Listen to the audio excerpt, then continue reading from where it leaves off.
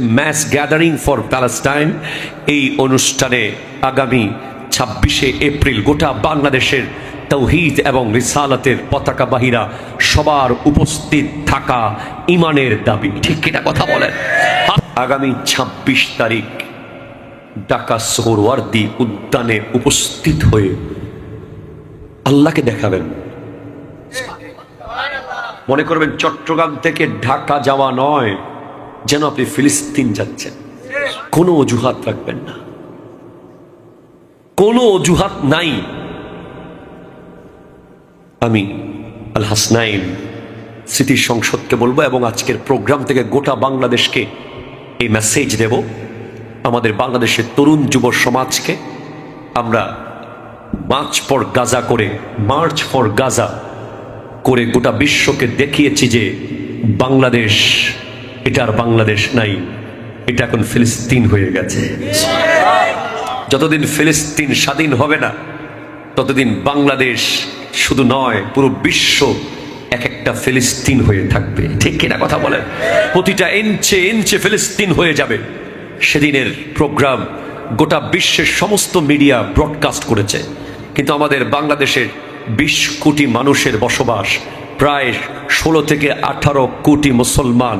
এতগুলো মানুষকে একটা প্রোগ্রাম দিয়ে শেষ করে দেওয়ার সুযোগ নেই, আরো অনেকগুলো প্রোগ্রামের দরকার সবাইকে এই ফিলিস্তিনের পক্ষে অ্যাটেন্ড করানোর জন্য। সেজন্য আমরা আবার ডাক দিয়েছি আগামী 26 তারিখ আমাদের প্রোগ্রামের ডায়ালগ হচ্ছে mass gathering for Palestine. Mass gathering for Palestine এই প্রোগ্রামে, ম্যাস গ্যাদারিং ফর প্যালেস্টাইন এই প্রোগ্রামের আয়োজক হচ্ছে free Palestine movement. Free Palestine movement আয়োজকের নাম, অনুষ্ঠানের আয়োজক কি? Free Palestine movement. আর অনুষ্ঠানের ডায়ালগ হচ্ছে ম্যাস গ্যাদারিং ফর প্যালেস্টাইন।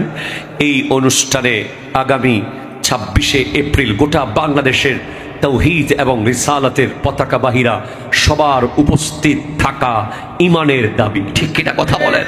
হাত তুলে বলেন ঠিক কিনা বলেন। আপনারা যাবেন তো ইনশাআল্লাহ?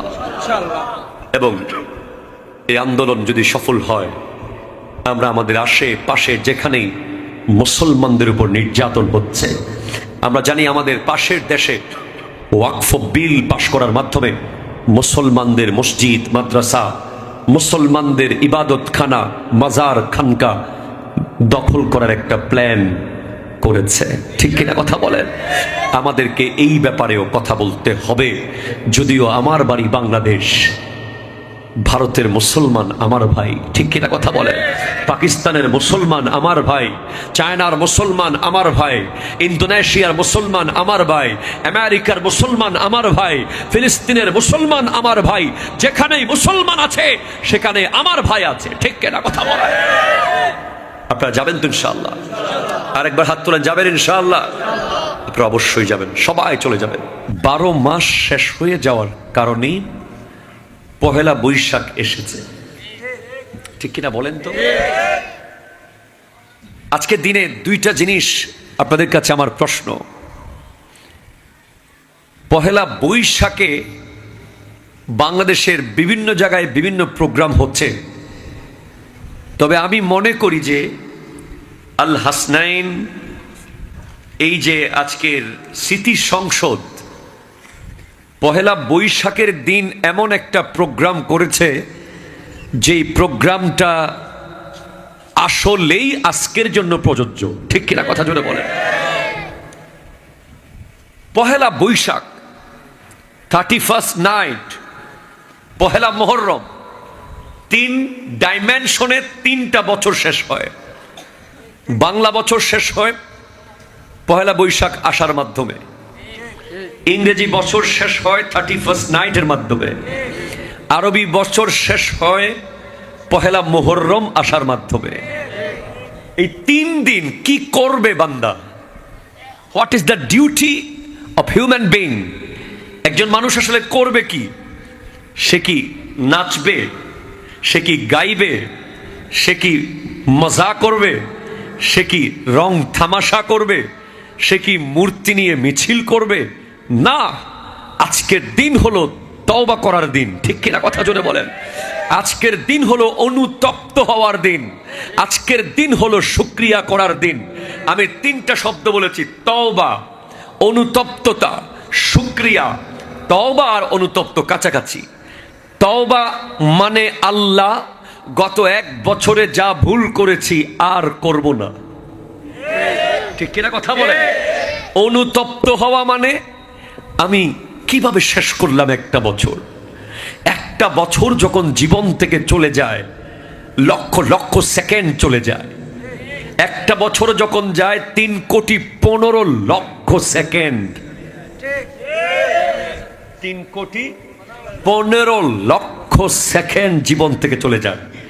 আজকে পহেলা বৈশাখের মাধ্যমে বাংলা একটি বছরে 3,15,00,000 সেকেন্ড আমাদের জীবন থেকে চলে গেছে। এই 3,15,00,000 সেকেন্ডে 3 কোটি বার তো সম্ভব নয়। যদি তার 100 ভাগের 1 ভাগও যদি আমরা আল্লাহর জিকিরে ব্যয় করতাম, আমরা সবাই ওলি আল্লাহ হয়ে যেতাম।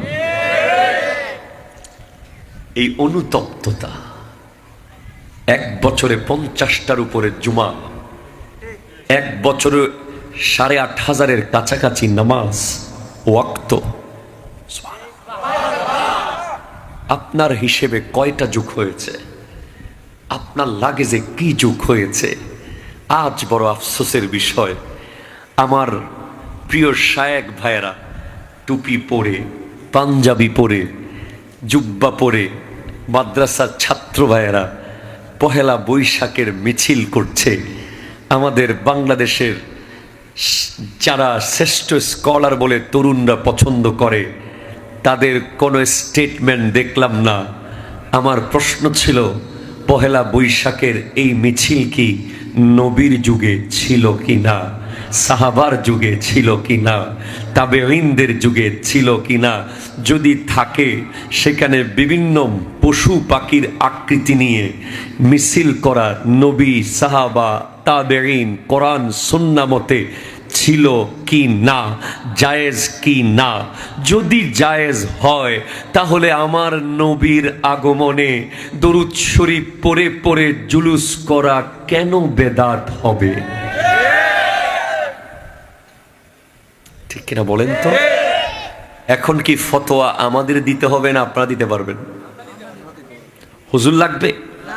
আমরা বিশ্বাস করি যে যারা আজকের পহেলা বৈশাখকে সাপোর্ট করেছে, বাংলাদেশের যেই ওলামায়ে কেরামরা জশ্নে জুলুস ঈদে মিলাদুন নবীকে বেদাত বলে, যে ওলামায়ে কেরামগণ নবীর মিলাদুন নবীর জুলুসকে বেদাত বেদাত বলে বলে পুরো 1 মাস বক্তব্য রাখে, মুখ দিয়ে ফেনা ফেলে দেয়, তাদের কাছে আমাদের করজোরে মিনতি, আকুল আবেদন, আগামীবার জশ্নে জুলুসে আপনাদেরকে যেন সামনের কাতারে দেখি। কথা কন, ঠিক কিনা কথা কন? কারণ একবার না, আপনারা দুইবার প্রমাণ করেছেন যে জশ্নে জুলুস অবশ্যই জায়েজ, অবশ্যই জায়েজ, অবশ্যই জায়েজ। এই মাত্র কয়েক মাসে 2বার প্রমাণ করেছেন, গত 1 সপ্তাহে 2বার প্রমাণ করেছেন। প্রথমত ঈদের দিন আপনারা দেখেছেন, ঈদের নামাজ পড়ার পরে বাংলাদেশ সরকারের পৃষ্ঠপোষকতায় একটা মিছিল হয়েছে, ঈদ মিছিল, যেখানে বিভিন্ন মূর্তি, বিভিন্ন পশু পাখির আকৃতি নিয়ে ঈদের নামাজ পড়ে মুসল্লিরা মিছিল করেছে। আমাদের কোনো আপত্তি নাই। আমাদের আপত্তি সেই মিছিল দেখার পরে যখন আমাদের প্রিয় স্কলাররা কেউ কোনো স্টেটমেন্ট দেয় নাই, তার মানে চুপ থাকা সম্মতির লক্ষণ। ঠিক কিনা কথা? ঈদের ফিতরের মিছিল যদি জায়েজ হয়, তাও মূর্তি নিয়ে পহেলা বৈশাখের মিছিল যদি জায়েজ হয়, উলামায়ে কেরাম নিজ উদ্যোগে জেলখানা থেকে প্রিয় স্কলার ছাড়া পাওয়ার পরে ওনাকে সেখান থেকে যদি জুলুস করে করে বাড়িতে আনার জায়েজ হয়, কোরআন তিলাওয়াত প্রতিযোগিতায় ফার্স্ট হওয়ার কারণে ওনাকে যদি এয়ারপোর্ট থেকে গাড়ির উপরে ফুলের মালা দিয়ে জুলুস করে করে আনা জায়েজ হয়, আমার নবীর আগমনে জশ্নে জুলুস কেন বেদাত হবে? বাস আমরা যে হক, আমরা যে সত্য, আমাদের বাপদাদারা হকের উপরে ছিলেন, ঠিক কিনা জোরে বলেন। আল্লামা গাজী শেরে বাংলা যে হক, আলা হযরত ইমাম আহমদ রেজা খান ফাজিল বেরলভী হক, গৌসুল আজম মেজবান্ডারি হক, আল্লামা শ্রীকুটি হক, তৈয়ব শাহ কিবলা হক, তাহির শাহ সাহেব কিবলা হক, আহলে সুন্নাত ওয়াল জামাত। আমরা 1450 বছর আগের স্টেটমেন্ট বরাবর এখন দিচ্ছি, কোনো পাল্টে নাই। সরকার যেই আসুক, যেই দল ক্ষমতায় আসুক না কেন, আমরা কি মিলাদুন্নবীকে প্রয়োজন ভেদে সুন্নাহ, প্রয়োজন ভেদে বেদাত বলেছি? আমরা সব সময় বলেছি মিলাদুন্নবী এটা উত্তম, মুস্তাহসান, আফজাল, মুস্তাহাব, ইমানের অঙ্গ।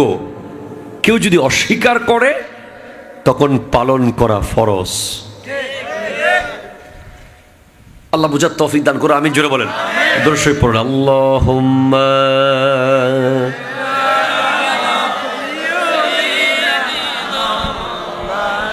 ওয়া আলা আলি সাইয়্যিদিনা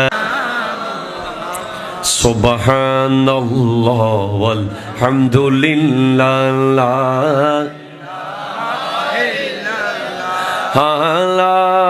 ইলাহা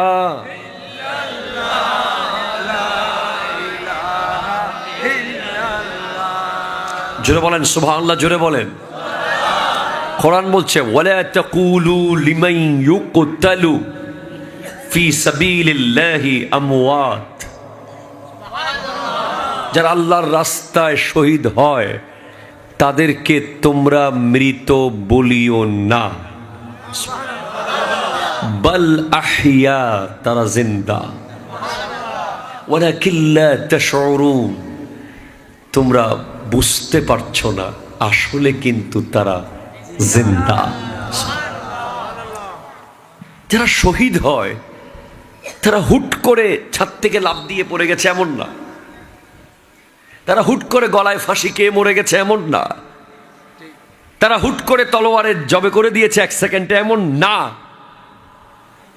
তাদেরকে শাহাদাতের ওই জায়গায় যেতে অনেকগুলো স্তর পার করতে হয়েছে।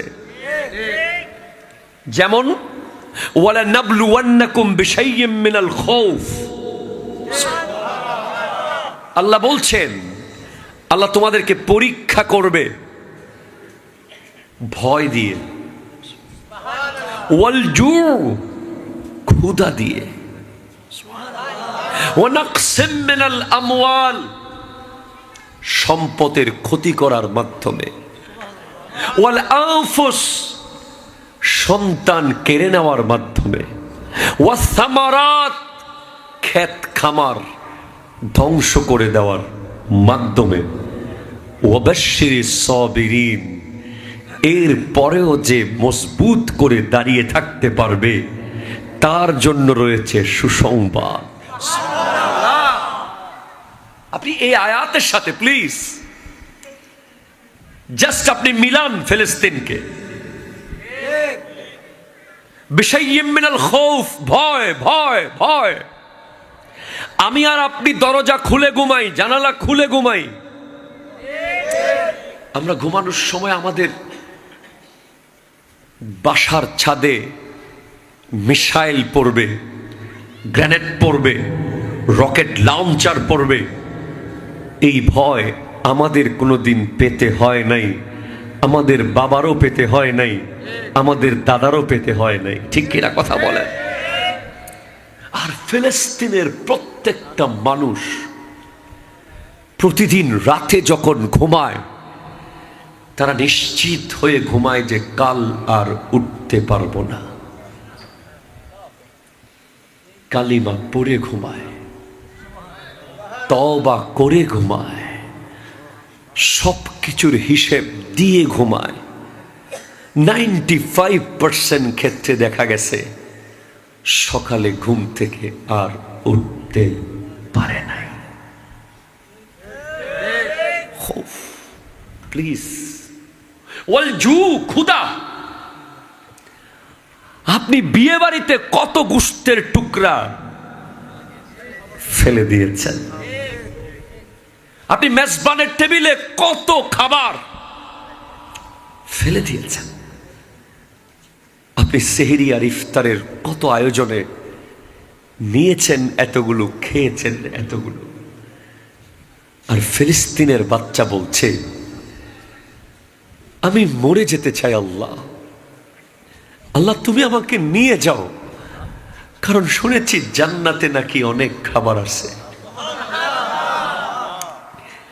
ক্ষুধার জ্বালায়, ক্ষুধার জ্বালায়, ক্ষুধার জ্বালায় না খেয়ে না খেয়ে না খেয়ে ওই লেভেলে পৌঁছেছে, শেষ পর্যন্ত বলছে আল্লাহ তুমি নিয়ে যাও, শুনেছি জান্নাতে গেলে খানা পাবো। والجوع ونقص من الأموال। দুইটা ছবি পাশাপাশি, একটা ছবিতে সবুজ শ্যামল গাজা, কি সুন্দর রোড, দুই পাশে বাড়ি, মানুষ অফিসে যাচ্ছে, বাচ্চারা স্কুলে যাচ্ছে। আরেকটা ছবি আজকের দিনে কিচ্ছু নাই, একেবারে লেভেল করে দিয়েছে। একবার শুধু ভাবেন, আপনার কষ্টের পরিশ্রমের বাড়িটা যদি কেউ 1 মিনিটে চুরমার করে ফেলে, কতটুকু সবরের দরকার এটা মেনে নেওয়ার জন্য। সামান্য একটা মোবাইল যদি আমাদের হাত থেকে পড়ে ভেঙে যায়, 3-4 দিন ঘুম আসে না। সেখানে হাজার হাজার বাড়ি ওই জালেমরা ভেঙে গুড়িয়ে দিয়েছে। ওয়াসামারাত, আপনার বাসার ছাদে যেভাবে একটা শিম গাছ লাগিয়েছেন, ঠিক না? আপনার ঘরের উঠানে 2টা পেয়ারা গাছ লাগিয়েছেন, আপনার বাড়ির ব্যালকনিতে 2টা মরিচ গাছ লাগিয়েছেন। তেমনি ফিলিস্তিনের মা বোনেরাও কত শখ করে কত বাগান করেছে, সব মাটির সাথে মিশিয়ে দিয়েছে জালেমরা। ওয়ালানফুস, 6টা সন্তান একসাথে মরে গেছে এক বাবার। বাবা মিষ্টি দিচ্ছে মানুষকে, কিরে তুমি কি বিয়ে বাড়িতে আসছো মিষ্টি দিচ্ছ? মানুষ তো বিয়েতে মিষ্টি দেয়, খুশিতে মিষ্টি দেয়, তুমি কেন মিষ্টি দিচ্ছ? আমার 6টা সন্তান শহীদ হয়ে গেছে। আমার ছোট্ট মেয়েটা যখন একটু হু করে কান্না করে, আমার একটা মেয়ে আছে 1.5 বছরের, আমার দুনিয়াদারি অন্ধকার হয়ে আসে। আর এরকম কত ফুলের মতো হাজার হাজার বাচ্চার লাশ, বোমা যখন মেরেছে, বোমার আঘাতে হাত চলে গেছে একদিকে, পা চলে গেছে একদিকে, মাথা চলে গেছে একদিকে। মুয়াজ্জিন যখন আজান দিচ্ছিল আল্লাহু আকবার আল্লাহু আকবার, সাথে সাথে গোটা মসজিদ বোম মেরে উড়িয়ে দিয়েছে। পরের লাইন হয়তো হাসরের মাঠে গিয়ে দেবে, পরের আজানের পরের লাইন হয়তো ওই মুয়াজ্জিন জান্নাতে গিয়ে দেবে। আপনি বুঝেন, আপনার সামনে বিশাল লেসন ফিলিস্তিন, আপনার আমার সামনে অনেক বড় একটা ক্লাস ফিলিস্তিন, অনেক বিশাল বড় একটা ইনস্টিটিউট ফিলিস্তিন, অনেক বড় একটা ইউনিভার্সিটি ফিলিস্তিন, অনেক বড় টিচার ফিলিস্তিন, অনেক বড় রাহবার ফিলিস্তিন। এত কিছুর পরেও ফিলিস্তিনের মা যখন বলে শেষ পর্যন্ত এখানেই থাকবো, এই জায়গা ছেড়ে যাব না, কেন চলে যাও না? রোহিঙ্গারা বাংলাদেশে চলে এসেছে না, তোমরাও কোথাও চলে যাও, জায়গাটা ছেড়ে দাও গাজা, ওরা নিয়ে যাক। বলেন না যাব না, না যাব না। কেন যাবে না? কারণ হাযা আরদুন নবী, হাযা আরদুল আম্বিয়া, এই জায়গা আল্লাহর নবীদের জায়গা, এই জায়গা কোনো ইহুদিদেরকে দখল করতে দেব না।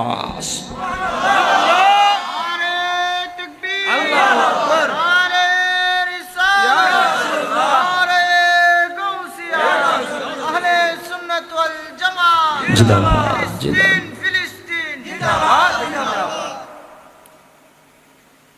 ওরা জন্ম দেয়, বাথরুম নাই, সন্তান জন্ম দেয়, বেডরুম নাই, সন্তান জন্ম দেয় কঠিন পর্দার ভিতরে। কেন জন্ম দাও? সে তো মরে যাবে জানো। বলে তারপরও জন্ম দিয়ে যাব, যদি একটা বেঁচে যায়। সেটা যদি সালাউদ্দিন আইয়ুবী হয়, সেটা যদি ফারুকে আজমের মতো একজন শ্রেষ্ঠ যোদ্ধা হয়ে আসে, সেটা যদি খালিদ বিন ওয়ালিদ হয়ে আসে, তাই সন্তান জন্ম দিচ্ছি। কি ঈমান তাদের, কি মজবুত তাদের ঈমান। আমি আপনাদেরকে বোঝাতে চাচ্ছি, আমরা আপনারা 10 টাকা দিলে উল্টে যাই, কথা বলেন না ঠিক কিনা? 20 টাকা দিলে আবার ফিরে আসি, 30 টাকা দিলে আবার ছেড়ে দিই। শুধু দুনিয়ার লোভে আমরা কত বাতিল বেঈমান মুনাফিকের সাথে আমরা সম্পর্ক করেছি, ঠিক কিনা? আর ফিলিস্তিন একটু নেতানিয়াহুকে যদি মানে, ঠিক আছে তোমাকে মানলাম, কিচ্ছু করবে না, সে সব নিয়ামত দিয়ে দেবে তাদেরকে। হ্যাঁ আমাকে মানো, থাকুক। এতটুকু ছিল, এত বড় একটা মানচিত্রে এতটুকু ছিল ইসরায়েল, একটা বিন্দু। আজকে 70 বছরের দখল করতে করতে এটা পুরো ইসরায়েল হয়ে গেছে, এটা শুধু ফিলিস্তিন রয়ে গেছে। কিন্তু ফিলিস্তিন ধ্বংস হবে না, গাজা কখনো হারবে না। আমার নবীর স্পষ্ট ভবিষ্যৎবাণী, ওই গাজার মানুষ গোটা বিশ্বকে শেখাবে ঈমান কাকে বলে। ওখানে দাঁড়িয়ে দাঁড়িয়ে তারা দুনিয়াকে জানাবে সবর কাকে বলে। ওখানে দাঁড়িয়ে দাঁড়িয়ে তারা বিশ্বকে জানাবে ইস্তেকামত কাকে বলে। তারা জানাবে কোরআন তোমরা কি পড়ো নাই, কোরআন কি বলে নাই, ইন্নাল্লাযীনা ক্বালু রাব্বুনাল্লাহু সুম্মা ইসতাকামু, যারা বলে আল্লাহ আমার রব, এই কথা বলার পরে ওই কথার উপরে অটল থাকে, শত বাধা, শত বিপত্তি, শত দুঃখ, শত যন্ত্রণা সহ্য করে রবের একত্ববাদকে মেনে, নবীর রিসালাতকে মেনে অটল থাকে, তাদের জন্য তাতানাজ্জালু আলাইহিমুল মালাইকাতু, তাদের জন্য ফেরেশতা পাঠিয়ে দেয় আল্লাহ। আর তাদেরকে বলে ফেরেশতা এসে, আল্লাহ তাখাফু, কোনো ভয় নাই, ওয়ালা তাহজানু, কোনো চিন্তা নাই, ওয়া আবশিরু, তাদেরকে সুসংবাদ দিয়ে দেয়, বিল জান্নাহ বিল জান্নাহ বিল জান্নাহ, তাদেরকে জান্নাতের সুসংবাদ দিয়ে দেয়। আর রব্বুল আলামিন তাদেরকে ডাক দিয়ে বলে, সৌদি তোদের বন্ধুত্ব ছেড়ে দিয়েছে, টেনশন করিস না। দুবাই তোদেরকে ছেড়ে দিয়েছে, টেনশন করিস না। ওমান কথা বলে না, বাদ দে। কাতার তোদের পক্ষে আসে না, বাদ দে। তুরস্ক চুপ করে আছে, বাদ দে। পাকিস্তান মিসাইল পাঠায় না, বাদ দে। মুসলিম কান্ট্রি তোদেরকে ছেড়ে দিয়েছে, বাদ দে। নাহনু আউলিয়াউকুম ফিল হায়াতিদ দুনিয়া ও ফিল আখিরা, তোদের দুনিয়া আখিরাতে বন্ধু হিসেবে আমি আল্লাহ যথেষ্ট। আল্লাহ সেটা বলে দিয়েছেন। এই জন্য আমার নবীজি বলছেন, গমজদো কো রেজা মুশদ দীজিয়ে কে হে বেকসু কা সাহারা হামারা নবী। আহমদ রেজা, তুমি দুঃখীদেরকে জানিয়ে দাও, যাদের মা নাই তাদেরকে জানিয়ে দাও, যাদের বাবা নাই তাদেরকে জানিয়ে দাও, যাদের মাথায় ছাদ নাই তাদেরকে জানিয়ে দাও, যারা এতিম বলে মানুষ নিজের পাশে বসায় না তাদেরকে জানিয়ে দাও, যারা গরিব বলে মেজবানের টেবিলে জায়গা পায় না তাদেরকে জানিয়ে দাও, যারা মিসকিন বলে পরিচয় পায় না তাদেরকে জানিয়ে দাও, বেকসু কা সাহারা হামারা নবী, তাদের সাহারা হিসেবে আমার নবী আছে, আমার নবী আছে, আমার নবী আছে। আজ আমি গর্বিত, কারণ আমি বাঙালি, আমি বাংলাদেশের মানুষ হয়ে আজ আমি গর্ববোধ করি। আমি যদি আরব কোনো কান্ট্রির মানুষ হতাম আজ আমি গর্ববোধ করতাম না। কেন? আমি বাংলাদেশের মানুষ বলে যখন মন চায় ফিলিস্তিনের পক্ষে কথা বলতে পারি। ঠিক কিনা? কথা জোরে বলেন না। এটা আমাদের জন্য অনেক বড় নেয়ামত। সবাই আটকে যাবে কিয়ামতের মাঠে, লজ্জায় মাথা নিচু করে রাখবে। ছোট্ট ফিলিস্তিনি দুধের শিশু এসে যখন বলবে, তুমি এত বড় ছাগল ফ্রাই করে খেয়েছো, তুমি এত বড় ওট পুরা ভুনা করে খেয়েছো, অর্ধেক খাইতে পারো নাই, বাকি সব ফেলে দিয়েছো, আর আমি ঘাস খেয়েছিলাম, ঘাস। ফিলিস্তিনের বাচ্চাদেরকে দেখেছি সেহরি করেছে ঘাস দিয়ে, ইফতার করেছে পানি দিয়ে ভিজিয়ে ভিজিয়ে ঘাস খেয়ে। আমরা বলতে পারবো ভাই বোন, ফিলিস্তিনের ভাই বোনদেরকে, আমাদের থেকে তোমরা 6,500 কিলোমিটার দূরে দূরে, এরপরেও যখন যেখানে পেরেছি তোমাদের পক্ষে কথা বলেছি। এবং খোদার কসম, যদি কোনোদিন সুযোগ হয় ওই ফিলিস্তিনকে স্বাধীন করার জন্য যুদ্ধে যাওয়ার ডাক আসে, আমি যাব। আপনারা কি যাবেন? যাবেন নাকি? ইনশাআল্লাহ। ইয়া রাসূলুল্লাহ, ইয়া গাউসাতুল দস্তগীর। কেন যাব জানেন? আল্লাহ জীবনে 2-1 রাকাত নামাজ তো পড়াইছে, নামাজের স্বাদ পরিপূর্ণ না পেলেও নামাজ দেখেছি কেমন, রোজা রেখেছি কেমন জানি, কাবাঘর আল্লাহ দেখিয়েছেন। শুধু বাকি রয়েছে শাহাদাত, শহীদ হওয়ার মজা।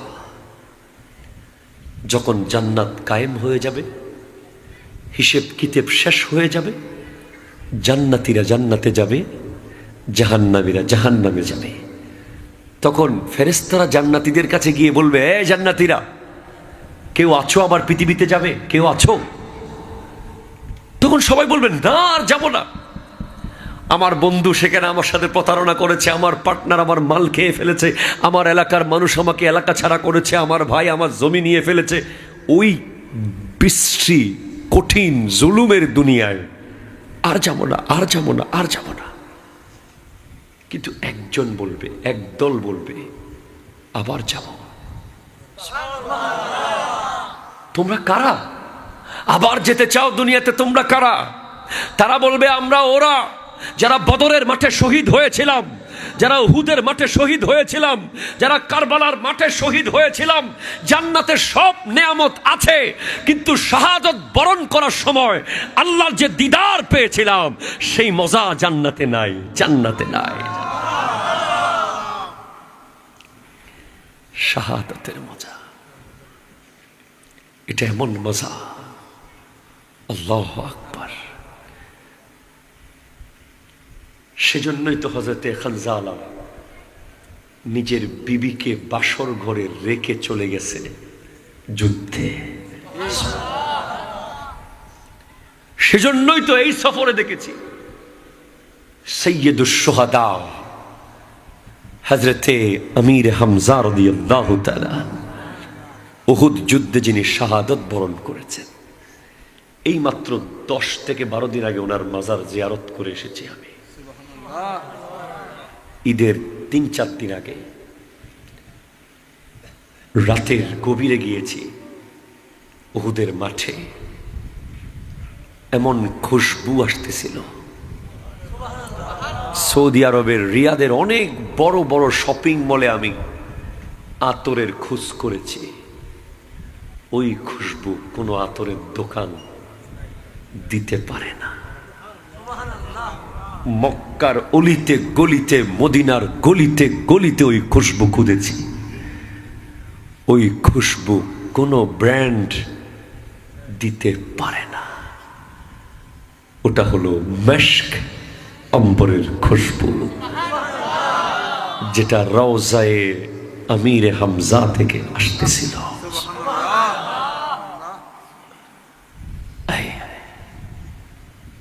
ওই একই জায়গায়, একই বাউন্ডারির ভিতরে, একই মাজার, এক জায়গায় 59 জন শহীদের কবর। সেখানে 70 জনের মধ্যে বাকি 11 জনের মাজার জান্নাতুল বকিতে।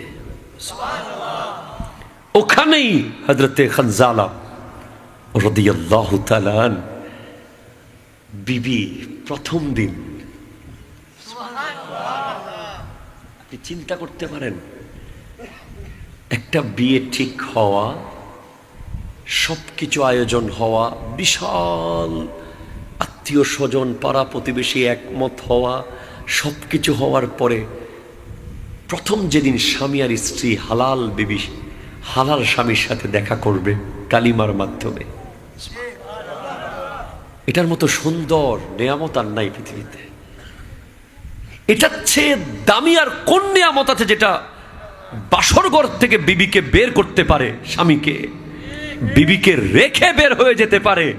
সেই নিয়ামত নিশ্চয়ই বিবির চেয়ে আরো আজিমুশ শান, বিবির সান্নিধ্যের চেয়ে আরো আজিমুশ শান।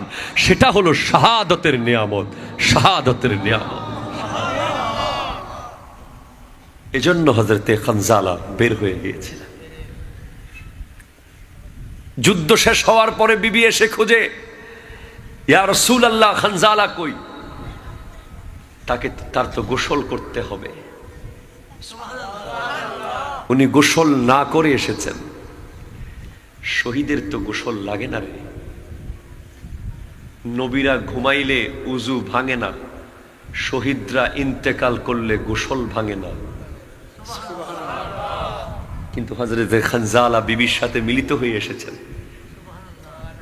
এজন্য দুনিয়ার মানুষ তাকে গোসল দেওয়ার এত বড় সাহস কে করবে? এত বড় শহীদকে গোসল করে না। গোসল করাতে নিয়ে গেছে আল্লাহর ফেরেশতারা, আসমানে নিয়ে গেছে গাসিলে মালাইকা। হযরতে খানজালা রাদিয়াল্লাহু তাআলা। আপনি বলতেছেন, হুজুর আমি কি করতে পারি, আমি কেমনে শহীদ হব? আরে আপনি যে শহীদ হওয়ার তামান্না যদি রাখেন অন্তরে, আপনি যে শহীদ হতে চান আল্লাহর রাস্তায়, এই নিয়ত যদি করেন, ইন্তেকাল যদি আপনার ঘরের বিছানায় হয়, নবীর হাদিস, আল্লাহ আপনাকে শাহাদাতের মর্যাদা দিয়ে দেবে। নিয়তুল মুমিনে খায়রুম মিন আমলিহি। শহীদ হওয়ার নিয়ত করুন। এখন আপনি বলেন, আমার নবী বলছেন, আল মুমিনু লিল মুমিনে কাল বুনিয়ান। এক মুমিন আরেক মুমিনের জন্য একটা বাড়ির মতো। একটা বাড়ির ইট খুলে ফেললে যেভাবে সেদিক দিয়ে সাপ ঢুকবে, ইঁদুর ঢুকবে, তেলাপোকা ঢুকবে, একটা ইট খুলে ফেললে দেয়ালের, ওই বাড়ির কোনো সৌন্দর্য আছে? সেভাবে পৃথিবীর 200 কোটি মুসলমান মিলে একটা বাড়ি, অন্যায়ভাবে একজনকে মেরে ফেলা মানে একটা ইট খুলে ফেলা। এটা আপনাকে মনে রাখতে হবে।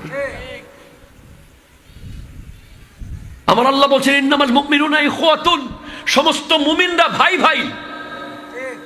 এই কথা বলার মাধ্যমে পৃথিবীর সমস্ত বর্ডার, সমস্ত বাউন্ডারি ওয়াল, সমস্ত বাঁশের বেড়া, চট্টগ্রামের ভাষায় সমস্ত টেরা, আল্লাহ ধূলিসাৎ করে দিয়েছেন। যেখানেই কালিমা পড়া মুমিন থাকবে, লা ইলাহা ইল্লাল্লাহ মুহাম্মাদুর রাসূলুল্লাহ সাল্লাল্লাহু আলাইহি ওয়াসাল্লাম, যেখানে আল্লাহ এবং রাসূলকে মহব্বত করে এমন লোক থাকবে, সে যেই হোক, যেই দেশের হোক, যেই রঙের হোক, যেই এলাকার হোক, সে আমার ভাই। ঠিক কিনা কথা জোরে বলে? সে আমার ভাই। এটাই ঈদুল ফিতরের দাবি। ঈদুল ফিতরের দিন আপনারা কোলাকুলি করছেন না? এই কোলাকুলি কেন? এই কোলাকুলি প্রমাণ করে যে আপনার সাথে কোনো মুমিনের দ্বন্দ্ব নাই। দ্বন্দ্ব থাকলে আপনার জন্য ঈদ নাই। ঠিক কিনা কথা বলেন? হ্যাঁ, নবীজি ইরশাদ করতে লাগলেন, আল মুমিনু লিল মুমিনি কাজাসাদিন ওয়াহিদিন ইন ইশতাকা আইনুহু ইশতাকা কুল্লুহু। এক মুমিন আরেক মুমিনের জন্য একটা শরীরের মতো। সমস্ত মুমিনরা একটা বডি। চোখ ব্যথা পেলে যেমন গোটা শরীর ব্যথা হয়ে যায়, সেভাবে ফিলিস্তিন ব্যথা পেলে বাংলাদেশে যদি ব্যথা না পায় তাহলে আমরা মুমিন হতে পারি নাই। ঠিক কিনা? আর মুমিন যে হয়েছেন তার প্রমাণ দিবেন কিভাবে? অবশ্যই যেতে হবে। আগামী ২৬ তারিখ ঢাকা সোহরাওয়ার্দী উদ্যানে উপস্থিত হয়ে আল্লাহকে দেখাবেন। মনে করবেন চট্টগ্রাম থেকে ঢাকা যাওয়া নয়, যেন আপনি ফিলিস্তিন যাচ্ছেন। কোনো অজুহাত রাখবেন না, কোনো অজুহাত নাই। আমি আল হাসনাইন স্মৃতি সংসদকে বলবো এবং আজকের প্রোগ্রাম থেকে গোটা বাংলাদেশকে এই মেসেজ দেব। আমাদের বাংলাদেশের তরুণ যুব সমাজকে আমরা মার্চ ফর গাজা করে গোটা বিশ্বকে দেখিয়েছি যে বাংলাদেশ এটা আর বাংলাদেশ নাই, এটা এখন ফিলিস্তিন হয়ে গেছে। যতদিন ফিলিস্তিন স্বাধীন হবে না ততদিন বাংলাদেশ শুধু নয়, পুরো বিশ্ব এক একটা ফিলিস্তিন হয়ে থাকবে। ঠিক কিনা কথা বলেন? প্রতিটা ইঞ্চে ইঞ্চে ফিলিস্তিন হয়ে যাবে। সেদিনের প্রোগ্রাম গোটা বিশ্বের সমস্ত মিডিয়া ব্রডকাস্ট করেছে, কিন্তু আমাদের বাংলাদেশের ২০ কোটি মানুষের বসবাস, প্রায় ১৬ থেকে ১৮ কোটি মুসলমান। এতগুলো মানুষকে একটা প্রোগ্রাম দিয়ে শেষ করে দেওয়ার সুযোগ নেই। আরও অনেকগুলো প্রোগ্রামের দরকার সবাইকে এই ফিলিস্তিনের পক্ষে অ্যাটেন্ড করানোর জন্য। সেজন্য আমরা আবার ডাক দিয়েছি আগামী ২৬ তারিখ। আমাদের প্রোগ্রামের ডায়ালগ হচ্ছে ম্যাস গ্যাদারিং ফর প্যালেস্টাইন। এই প্রোগ্রামে ম্যাস গ্যাদারিং ফর প্যালেস্টাইন, এই প্রোগ্রামের আয়োজক হচ্ছে ফ্রি প্যালেস্টাইন মুভমেন্ট। আয়োজকের নাম, অনুষ্ঠানের আয়োজক কি? Free Palestine movement. আর অনুষ্ঠানের ডায়ালগ হচ্ছে ম্যাস গ্যাদারিং ফর প্যালেস্টাইন। এই অনুষ্ঠানে আগামী ২৬শে এপ্রিল গোটা বাংলাদেশের তাওহীদ এবং রিসালাতের পতাকাবাহীরা সবার উপস্থিত থাকা ইমানের দাবি। ঠিক কিনা কথা বলেন? হাত তুলে বলেন ঠিক কিনা বলেন।